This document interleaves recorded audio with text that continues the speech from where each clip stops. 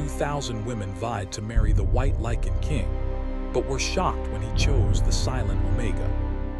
Every stone of the palace seemed alive with whispers of power and secrets long kept, a home of kings and curses, where ancient magic ran as freely as the rivers. And in this kingdom, the white Lycan king ruled, a figure of legend, feared and admired, whose silver fur shone like moonlight on snow, and whose eyes, pale as frost, seemed to look into the soul of anyone who dared meet them. When the announcement came that the white Lycan king would choose a bride, the news spread like wildfire. Women from distant lands began their journeys, each carrying hope, ambition, or a desire for power. 2,000 of them arrived at the palace gates, shimmering in silks, pearls, and fine embroidery. The streets overflowed with excitement and whispers, as merchants, guards, and courtiers alike tried to catch a glimpse of the most sought-after suitor in the known lands. Among them, many were beautiful and clever, trained in the arts of courtly intrigue. They whispered to one another in drawing rooms and glittering halls, plotting how to gain the king's favor. Some bowed with practiced grace, some smiled with sharp eyes that measured rivals like prey. But beyond the polished faces and jeweled hands, the air thrummed with tension, every woman aware that only one would leave the palace with the king's choice, and every failure could mean humiliation or worse. Yet amid the dazzling crowd, there was one who stood apart. She moved quietly, her steps barely stirring the silver leaves of the palace gardens. She wore no jewels, no fine silk, only a simple cloak and the calm certainty of someone who belonged nowhere, yet somehow everywhere. She was called the silent Omega, for she spoke little, and when she did, her voice was soft, almost lost in the murmurs of the court. Unlike the others, she did not compete for attention, did not bow to power, did not glitter or flaunt herself. Instead, she watched quietly, with eyes that seemed to see the heart of all she observed. The white Lycan king first appeared in the grand hall as dawn broke, silver light spilling through towering windows. The hall fell into immediate silence. His presence was undeniable, tall, majestic, and terrifyingly serene. His fur gleamed, almost blindingly white, and his gaze swept across the gathered women, evaluating, judging, understanding. Every movement, every breath seemed measured, as if time itself waited for him to act. The women curtsied and curtsied again, their smiles polite but nervous. They offered gifts of rare jewels, silks from distant lands, and enchanted trinkets meant to impress a being who had seen centuries pass. The king accepted these with a graceful nod, but his eyes were distant, detached, as though the display of beauty and wealth barely stirred him. Whispers spread, he had chosen no one, and perhaps he never would. Some of the women frowned, others flushed with anger or disappointment. The silent Omega remained at the edge of the garden, hidden by marble pillars and flowering vines. She watched silently as the other brides sought his attention, their movements exaggerated, their laughter carefully measured. She noted the way the king's gaze barely lingered on any of them, and yet, for reasons she could not understand, her chest tightened when his eyes swept near her. She had felt no fear, only a quiet curiosity, a pull she could not name. The day passed slowly, and the palace buzzed with contests and displays. Women danced in the marble courts, reciting poetry, playing delicate instruments, or performing acts of skill meant to capture the king's notice. But the white Lycan king remained indifferent. His attention shifted only in fleeting moments, a glance here, a tilt of the head there, until the silent Omega appeared in the courtyard. She had ventured beyond the halls, drawn by the soft rustle of the wind and the scent of wild flowers. She did not dance, did not speak, did not perform. She simply stood, her posture calm and unassuming, her presence quiet yet undeniable. The king noticed her immediately. Something about her broke the rhythm of the palace, as if a single note had been struck in a song long forgotten. He studied her, head tilted, eyes narrowing just slightly. There was no fear in her gaze, no longing, no desire for glory or wealth. There was only stillness, a kind of silent strength that made him pause. For centuries, he had never encountered such composure, such clarity amidst the chaos of those who sought him. The other women noticed too. They began whispering, their voices sharp with jealousy and disbelief. "Who is she?" one hissed. "She dares to stand like that. No jewels, no silk, nothing." Another spat quietly. "She has no right to be here. The king will never." But even as they whispered, they could see the king's eyes linger, even if only for a heartbeat longer than usual. By evening, a grand ceremony was held in the moonlit courtyard. Lanterns glowed like captured stars, and a hush fell over the assembled crowd. The white Lycan king was to present a token, a crystal pendant enchanted with silver light, to the woman who first drew his favor. The women lined the garden paths, their gowns shimmering, their hearts pounding with anticipation. Many had practiced their smiles and their gestures for years, and now the moment had arrived. And yet, when the king stepped forward, all eyes turned to the silent Omega. She moved slowly, without urgency or hesitation, her bare hands lightly brushing the petals of the roses along the courtyard. When she reached the center, the moonlight fell upon her, silvering her hair and cloak. The world seemed to pause. The court gasped. The king's gaze fixed upon her. He did not smile, did not speak, did not bow. But something unspoken passed between them, a thread of recognition, a spark of something neither of them fully understood. The court murmured in shock. None had expected this quiet girl who had moved like a shadow to capture the king's attention. Not a princess, not a noblewoman, not a lady of beauty or charm. Only she, who had spoken barely a word, who had displayed no ambition, had drawn his eyes. A hush fell over the courtyard as he extended the pendant toward her. Every woman present felt a mixture of awe and fury. She bent only slightly, her eyes meeting his, and for a brief moment the world seemed to dissolve around them. No jewels, no dances, no grand speeches mattered. All that remained was the unspoken understanding between the king and the silent Omega. Then, just as the court leaned forward, waiting for her to take the pendant, the wind swept through the gardens with sudden force. Lanterns swayed, petals scattered into the air, and the other brides stumbled, startled by the sudden chaos. The king's ears twitched, his senses sharp and alert. Even the silent Omega seemed to feel it, her calm expression unbroken, though her eyes flickered with recognition. The king's lips pressed into a thin line. Something stirred in the shadows, a distant whisper of magic, old and potent, circling the edges of the palace. The crowd did not notice, but he did. And though he did not speak, his gaze hardened, and the pendant remained suspended in his hand, glowing faintly in the moonlight. The silent Omega met his gaze steadily. Neither spoke, yet each felt the weight of destiny pressing upon them. She felt it in her chest, a quiet warning that her presence in the palace was not a mere coincidence. He felt it in his heart, a rare and unfamiliar tightening that spoke of change, of something both dangerous and necessary. The court waited, breathless, for the moment to resolve, but the king did not yet give the pendant. He only stared, his silver eyes bright and unreadable, his body poised like a predator at the edge of the forest.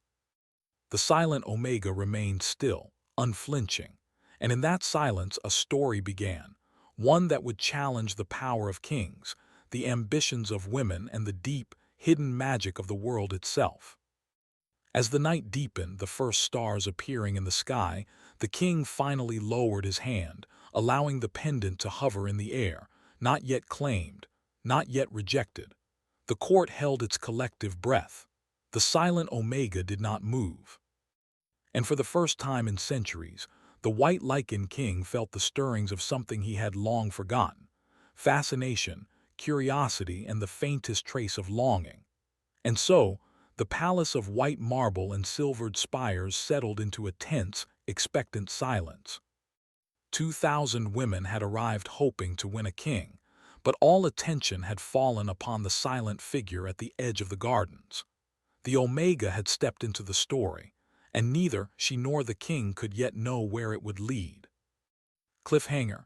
In the stillness of the moonlit palace, a low, almost imperceptible growl rolled through the halls, and a shadow stirred in the deepest corner of the forest surrounding the palace. A warning that fate, magic, and danger were awakening, and that the choice of the White Lycan King was only the beginning. The morning sun spilled its pale light across the palace of Lycanthria, painting the white marble spires in soft gold. The gardens glimmered with dew, and the air was thick with the scent of roses and wild herbs. Yet beneath the beauty of the day, tension pulsed like a quiet heartbeat. The court had not forgotten the previous night's events, the moment when the silent Omega had drawn the White Lycan King's gaze, silencing 2,000 hopeful brides. Whispers filled the halls. Who was she? Why had the king not chosen one of the noblewomen who vied for his favor? The silent Omega moved through the palace quietly, as always. She did not hurry or flaunt her presence, yet her steps seemed to command attention without effort. Servants and courtiers alike paused, sensing the subtle force of her presence. Even the other brides, dressed in glittering silks and adorned with jewels, could not hide their growing resentment. They had come to the palace to compete, yet this quiet outsider had unsettled their careful plans. The White Lycan King watched her from the high balcony of his private chamber. His silver fur gleamed in the sunlight, his pale eyes narrowed in thought. He had never been drawn to any woman in such a way. Not to a princess, not to a queen, not to the finest courtesans in the lands.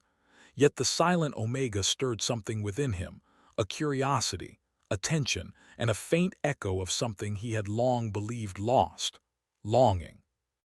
When the Omega approached the palace courtyard, she found him waiting, not for a grand greeting, not for ceremony, but simply observing her as though he had been expecting her all along. She bowed slightly, a gesture of respect, but there was no fear in her eyes, only calm awareness.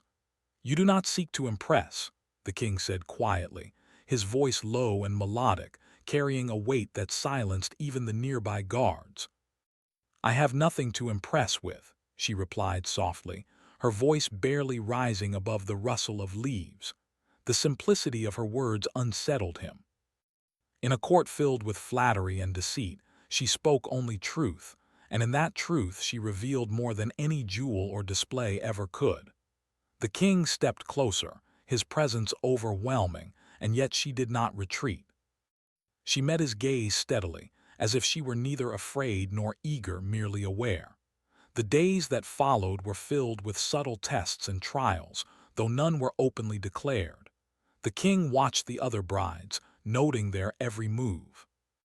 Some performed dances of intricate grace, others recited verses of poetry or displayed skill with delicate instruments. Yet he remained unmoved.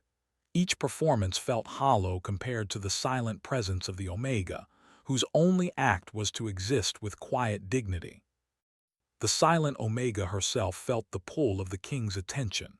She had always been alone, wandering lands where she felt neither belonging nor danger.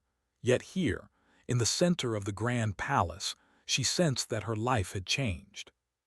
It was not fear that tightened her chest, nor desire that stirred her heart, but a strange awareness that she had become part of something larger, something that demanded her courage and her patience. Other women in the court noticed the growing attention. Their whispers grew sharp, their smiles colder. "Why does he watch her?" one hissed to another, her jeweled hands twisting nervously. "She has no title, no wealth, nothing to offer." Another spat softly under her breath. "Does he forget the power we bring? The alliances, the lands, the prestige?" Yet the king's eyes never wavered from the silent Omega. One evening, as the moon rose high above the palace, casting silver light over the gardens, the king summoned the silent Omega to walk with him. The other brides had been dismissed, leaving the two of them alone among the shadows of marble and flowering vines. "Why do you come here?" the king asked, his voice low and even, but with an undercurrent of curiosity. "I come because I have nowhere else to be," she answered simply. "I am not here to compete, not to please, not to seek power. I am only here." Her honesty struck him with an intensity he had not expected. He had spent centuries in solitude, ruling with power, respected and feared, yet untouched by understanding. Her words were not flattery, they were not cunning, they were simple truth. And in that truth, he felt a stir in his chest, a faint loosening of the cold armor he had built around himself. They walked in silence, the sound of their steps mingling with the soft rustle of leaves and the distant song of night birds. For the first time in his long life, the king experienced something unfamiliar, the sensation that he did not need to hide, that he could be simply himself and someone would see him. "The other women," he began, then stopped. "They expect me to choose one, yet none have touched me as you do. Why?"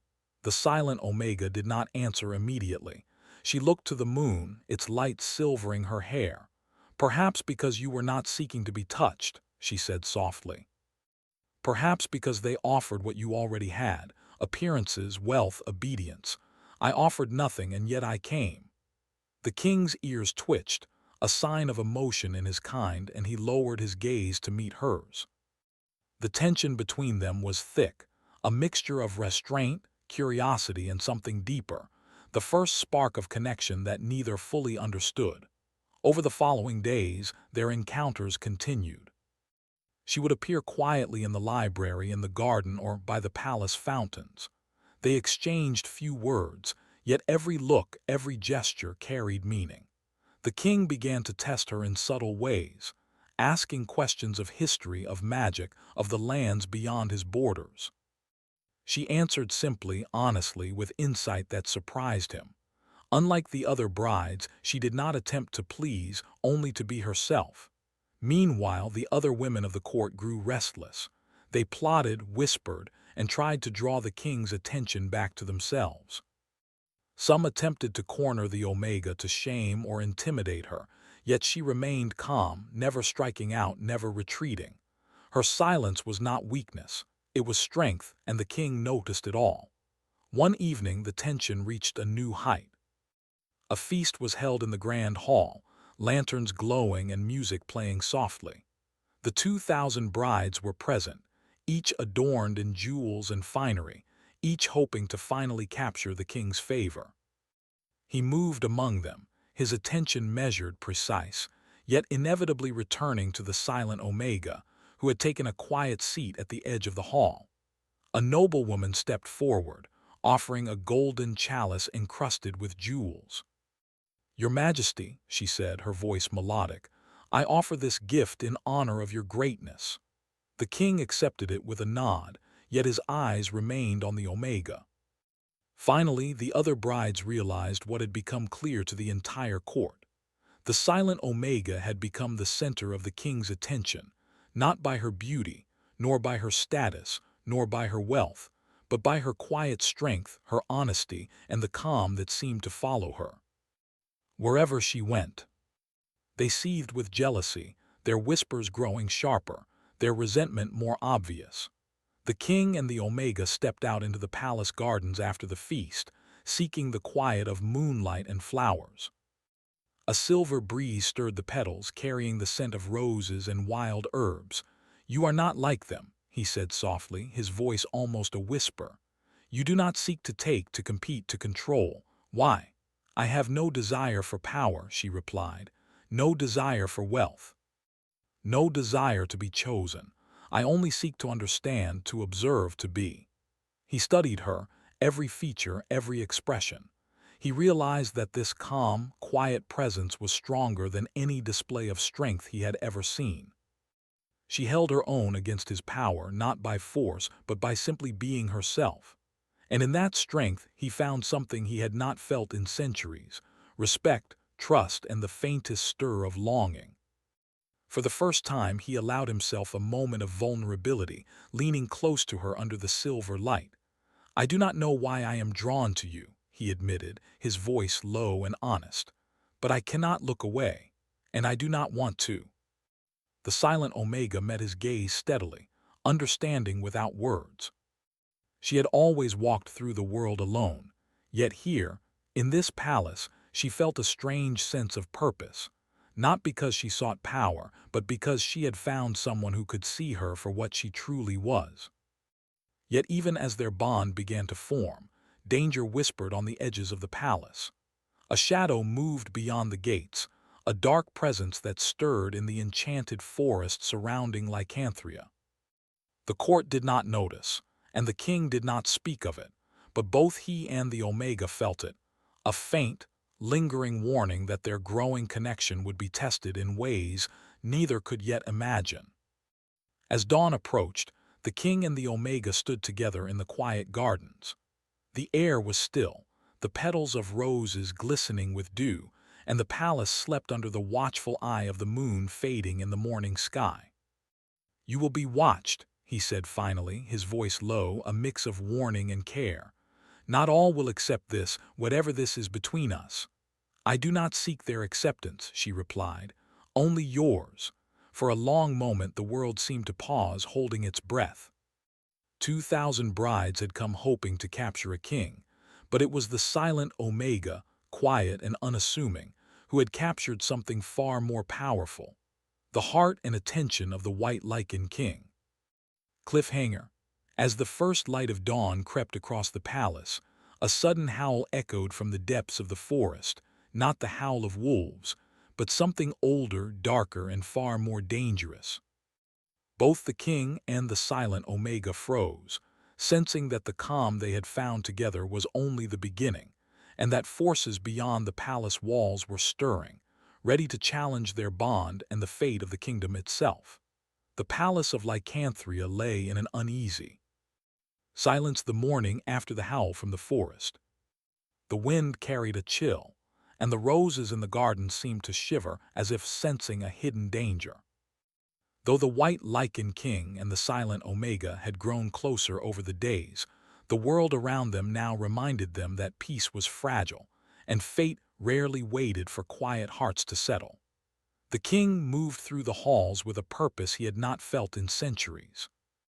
His silver fur shimmered under the sunlight, and his pale eyes were sharp, scanning every corner, every shadow. Something had stirred in the forest, a dark force old as the kingdom itself, and he felt its presence pressing against the edges of his power. The court, oblivious to the threat, continued its usual display of splendor, but even the servants noticed the tension radiating from their ruler. The silent Omega walked beside him in the gardens, her presence calm yet alert. She had sensed the danger as well, a subtle magic twisting through the air, something neither human nor Lycan. Her quiet confidence gave the king strength, even as a storm of ancient power gathered beyond the palace walls. "You feel it too," the king said quietly, his voice almost lost in the wind. "I do," she replied. "Something watches, something waits."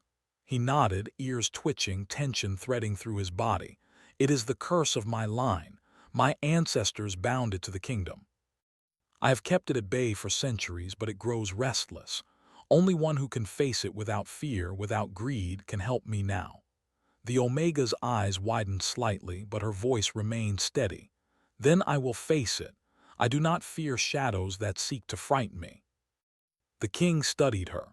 Centuries of rule, centuries of battles, and centuries of isolation had taught him that few possessed true courage. Most people trembled before power they did not understand. Yet here was someone who did not flinch, who did not bow, who did not pretend. She offered no desire to control him, no ambition for the throne, and no need to impress. She only offered herself, fully and calmly. And in that calm, he sensed something that could change everything. The days passed with increasing tension. The king began training the Omega, not as a princess or bride, but as an ally and companion. They practiced moving through the palace and gardens silently, learning to listen to the subtle signs of magic and danger. The silent Omega revealed a hidden talent. She could sense shifts in energy, detect illusions, and see the faint traces of curses that lingered long after they had been cast. One evening, as twilight fell and the sky deepened into shades of indigo, the king led the Omega to the palace library. Ancient tomes, scrolls, and books lined the towering shelves, many written in languages lost to time. He pulled down a heavy volume bound in silver-leafed leather. "This," he said, voice grave, "contains the history of my line and the curse that haunts it. My family has ruled Lycanthria for centuries, yet with each generation the curse grows stronger. It demands isolation, power, and fear to survive. It feeds on loneliness, and if left unchecked, it consumes everything, even the king." The Omega leaned closer, her eyes scanning the symbols and drawings etched in the pages. "And only someone who understands, who connects, can soften it?" she asked. He nodded slowly. "Only one with empathy and courage. Most are too weak, too eager for power or influence. But you might be different." Her gaze met his, steady and unwavering. "Then we face it together. If the curse is to be challenged, it will not be by me alone, nor by you alone, but by both of us." The king felt a shiver run through him. Partnership, trust, understanding, these were things he had never allowed himself. And yet in her presence he wanted to try. He wanted to risk the power he had built around his heart.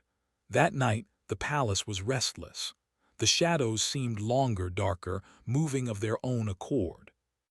The silent Omega sensed the approach of something powerful, ancient, and dangerous. She placed a hand on the king's arm, feeling the tension in his muscles, the restrained strength of someone ready to face a storm. "Stay close," she whispered. "It comes for us." The white Lycan king nodded, silent, ears twitching, eyes scanning the darkness beyond the palace gates. And then it happened. A sudden tremor ran through the palace grounds, the stones of the courtyard shivering as though alive. From the forest, a wave of dark energy surged forward, carrying with it a strange, twisting howl. Not of wolves, not of men, not of magic alone, but something older, crueler, a spirit bound to the curse of the land itself. The king moved first, a blur of silver and strength, placing himself between the palace and the approaching force. The silent Omega followed, her presence a calming counterpoint to the storm. She did not wield weapons or flashy magic, but her aura seemed to steady the wind and silence the rustling shadows. The court outside remained unaware, trapped in dreams of grandeur, while the palace itself became a battleground of power, though no one could see it clearly. The king and the Omega faced the darkness together, each step measured, each movement precise.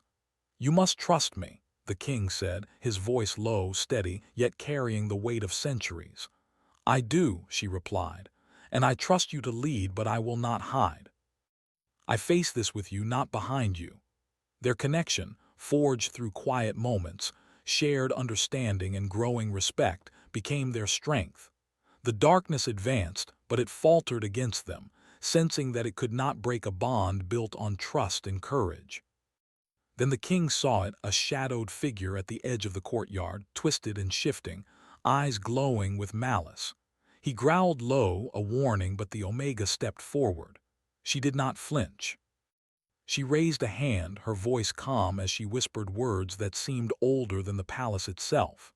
The shadows twisted, hesitated, then recoiled slightly, as if recognizing a force it had not anticipated. The king's eyes widened. You have power," he said, astonished. "I have always had it," she replied softly, "but I only use it when necessary. I do not seek control over others." Together, they forced the shadow back, step by step, until the forest line seemed to hold it at bay. The king realized then that her presence was not merely comforting, it was essential. She was not a bride in the usual sense, not a subject or a pawn. She was a partner in every sense, capable of standing beside him against forces even he could not face alone. But even in victory, danger lingered. The shadows retreated, yes, but their warning was clear. The curse of the kingdom would not rest. Other powers, drawn by her presence and his, would come. The Omega's calm had helped hold back the storm, but this was only the beginning. In the quiet aftermath, the king and the Omega returned to the palace gardens, their steps slow, hearts still racing from the encounter. The roses swayed gently in the breeze, as if celebrating the fragile peace, yet the air still carried tension. "You have changed the way I see things," the king said quietly, voice low. "I have ruled with power, fear, and solitude for centuries, yet you show me there is another way. And you have changed me as well," she replied. "I have wandered the world alone, yet here, with you, I feel purpose, not only survival." For a moment, they simply stood in the moonlight, their presence a quiet defiance against the shadows of the world. They had faced the first test together, but both knew the trials were far from over. The curse was ancient, patient, and cunning. It would not be defeated by courage alone. It would test their bond, their resolve, and their hearts in ways they could not yet imagine. The court began to notice the shift. The other brides grew wary, sensing that the king's attention was no longer theirs to claim. Some whispered of sorcery, others of destiny. Yet none understood the depth of the bond forming between the king and the silent Omega, a bond not of ambition or power, but of shared courage, trust, and understanding. Days passed, and the palace settled into a tense rhythm. The king continued his private meetings with the Omega, teaching her not to fight, but to anticipate, to read the world in ways only a few could. She learned quickly, her calm demeanor masking a sharp intelligence and an innate connection to the hidden magic of the kingdom. Yet every evening, as the moon rose and the shadows deepened, the Omega felt the presence of forces beyond the palace walls. Something waited, something older than the Lycan king himself, something tied to the curse and the fate of the kingdom. And though she did not show fear, she knew that soon, she and the king would face more than whispers, shadows, and tests of courage. They would face a choice that could determine the fate of Lycanthria itself. Cliffhanger, as night fell over the palace, a sudden tremor shook the gardens. From the edge of the forest, a figure emerged, taller, darker, and more powerful than any shadow they had faced.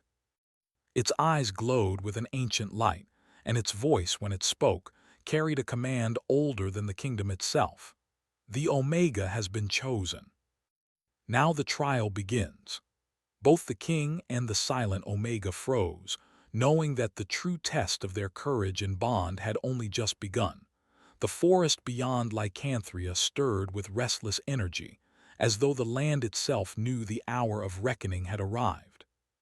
The white Lycan king and the silent Omega stood at the edge of the palace gardens, facing the shadowed figure that had emerged from the depths of the ancient woods. Its presence was overwhelming, taller and darker than any being they had seen, eyes glowing like coals in the dark, radiating power that seemed to twist the air around it.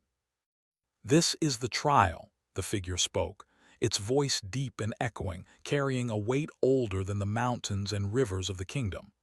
"The Omega has been chosen, and her bond with the king will determine the fate of Lycanthria. Stand together or be consumed." The silent Omega's hand found the king's, and he grasped it firmly, their fingers intertwining. There was no fear in her eyes, only focus and quiet determination. She had faced solitude all her life, but now she understood that strength lay not in standing alone, but in connection, in trust. The king felt it too, the first time in centuries. He did not have to carry the burden of the kingdom or the curse alone. The shadowed figure advanced, its form shifting and swirling like smoke caught in a storm. Its power was undeniable, but neither the king nor the Omega stepped back. The king's muscles tensed, his silver fur bristling, and his eyes glowed faintly with the light of his ancient magic. The Omega's calm radiated around them like a shield, slowing the swirl of darkness, grounding it with her presence. "You cannot defeat me with force alone," the shadow said, circling them, eyes glowing brighter. "Only those bound by trust, courage, and understanding may survive." The king turned to the Omega. "Are you ready?" "I am," she replied. "We face this together." They took their first steps forward, and in that moment something shifted. The shadowed figure's form wavered, as though recognizing the power of their unity. The king lunged first, not with violence but with a controlled display of his strength, pushing back against the dark energy that sought to overwhelm them. At the same time, the Omega extended her hands, her quiet magic intertwining with the king's, anchoring him, amplifying his control. The shadow recoiled, hissing, and surged again, but this time it met resistance unlike any it had faced before. The bond between the king and the Omega was not simply strength, it was balance. His power was raw, fierce, and unstoppable. Hers was calm, measured, and precise. Together, they created a harmony that the darkness could not penetrate.